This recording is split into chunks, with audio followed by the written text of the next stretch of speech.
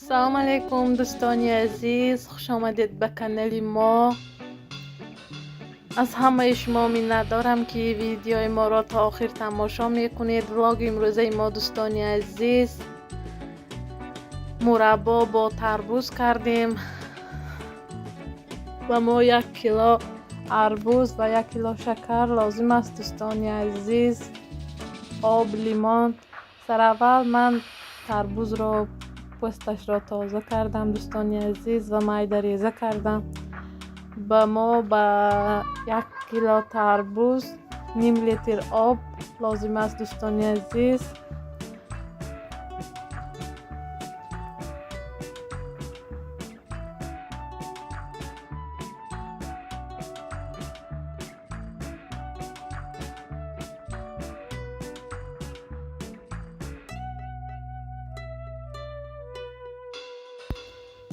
یک بار میجوشانیم دوستانی عزیز.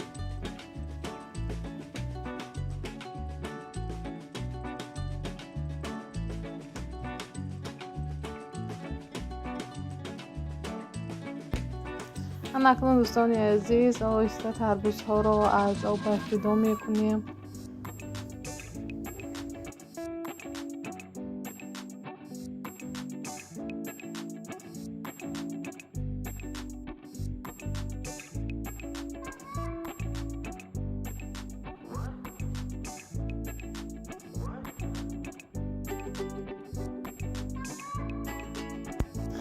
اکنون دوستانی عزیز با همین آبش 1 کیلو شکر را میاندازیم و سیراب تیار میکنیم.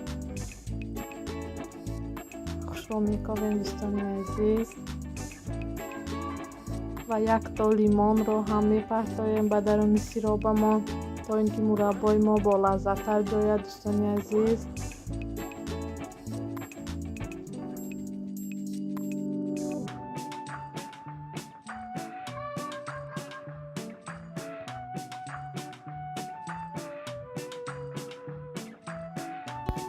اکنون دوستانی عزیز این سیرابمون رو 1 ساعت می جوشانیم دوستانی عزیز.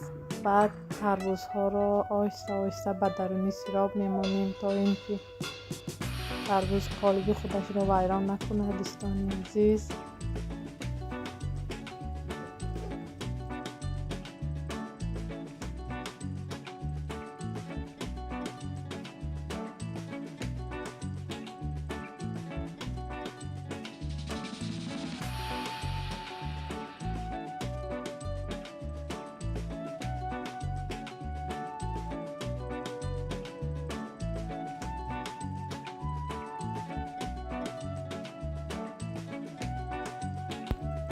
اکنون دوستانی عزیز باز یک بار دیگر می جوشانیم و میمانیم تا سحر می ایستد.